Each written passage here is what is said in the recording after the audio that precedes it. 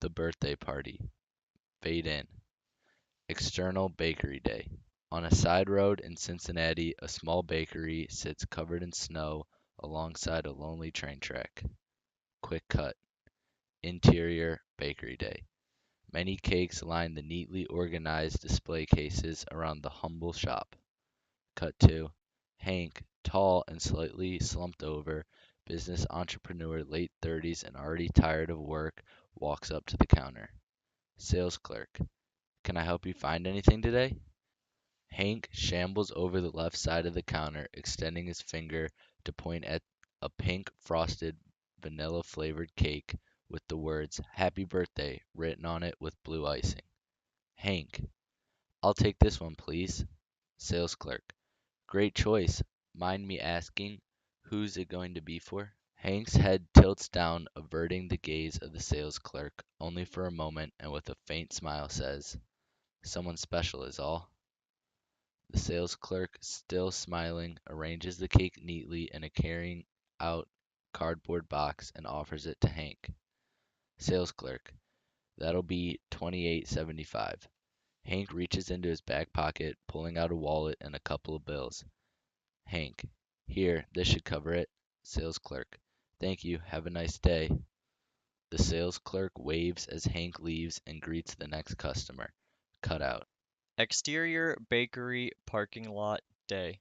Hank exits the bakery and finds his car parked alongside a graffiti painted wall. Hank then secures the birthday cake in the back seat and slumps over as he gets to the drivers. After a short moment and a sigh, Hank starts the car and heads for his home. Dissolve 2. Exterior Hank's home night. Hank's 2009 Honda Civic slowly creeps up into the icy driveway of a middle-class home located inside a suburban neighborhood. Hank gets out of his car and walks to the side, opening up the back door. He pulls out the cake, then makes his way to the front of his house, unlocks the door, and walks inside. Cut to interior kitchen night. The house is quiet and calming. All that can be heard is the faint sound of water and the occasional sound of metal clinking. Hank stumbles into the kitchen, still holding the cake with both hands, and finds a spot on the counter for it. Hank, I'm home, Jane. Jane, a beautiful and mature woman, mid-30s, looking for work, and much more optimistic compared to her husband Hank. Jane tilts her head as she places the final plate into the dishwasher. Hank notices her hand is trembling ever so slightly as it retracts after pushing the on button. Jane, how did it go? Did you find one he would like? Is it pretty? Hank walks up to Jane and holds her hand. Hank, I certainly hope so. It's on the counter in the cardboard box if you'd like to take a look for yourself. But more importantly, how are you doing?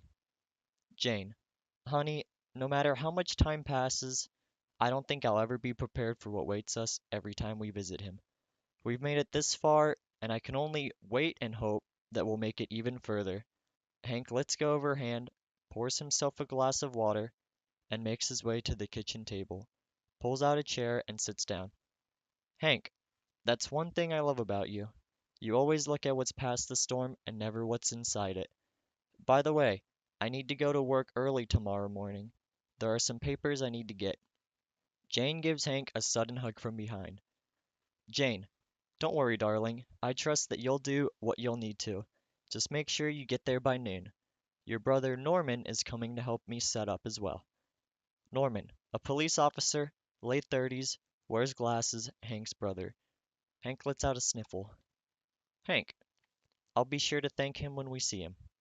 Before letting go, Jane quickly tightens and then frees Hank from the warm embrace. Jane, and honey, I know this is affecting you just as much as me. The only difference is you never let it show. I want you to know it's okay to let loose every once in a while. No one will think anything less of you. Hank stutters a little as he replies. Hank, thank you, dear. Let's go to bed early tonight. We don't want to be tired tomorrow for the big day. Fade in.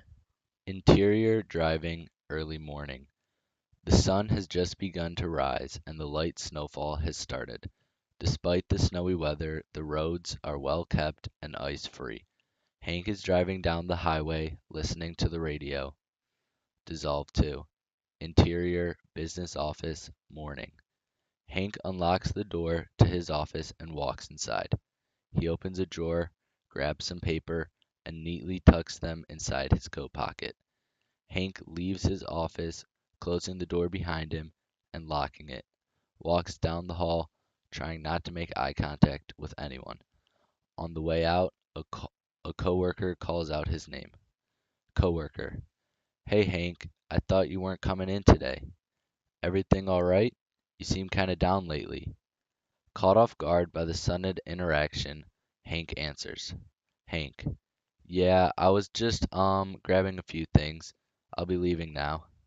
Coworker: "All right, well, will I see you at Roy's birthday tonight?"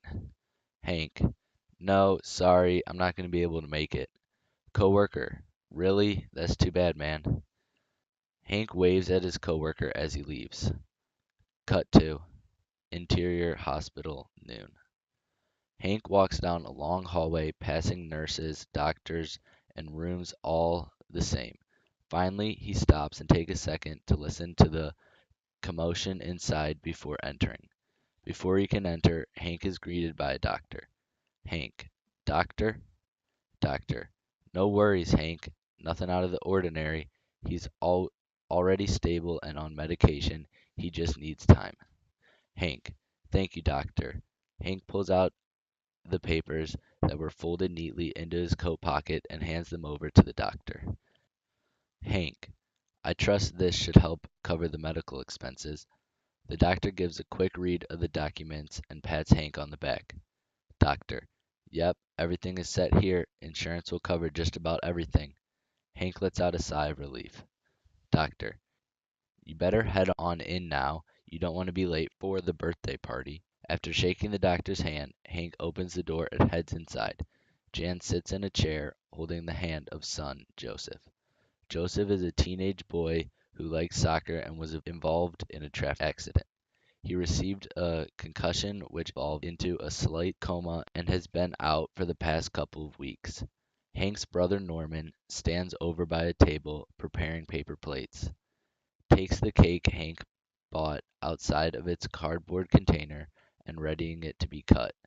At the same table, Ryan and Leo, two of Joseph's best friends from both school and soccer, sit making a list of things they want to do with Joseph when he wakes up.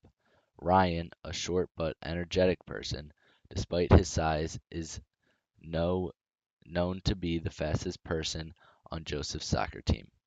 Leo, a taller, more calm and composed person who plays goalie. Hank places his hand alongside Jan, but she doesn't turn her head and look at Hank.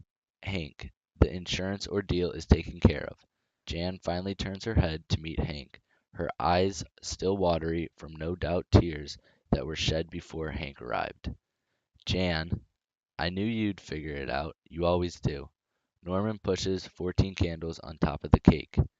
Norman, everything is ready over here. Let's sing.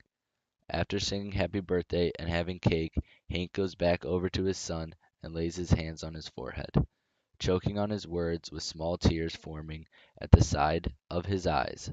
Hank, I can't wait to tell you all about the things you've missed. As Hank retracts his hand, Joseph's face slightly twitches. Fade out.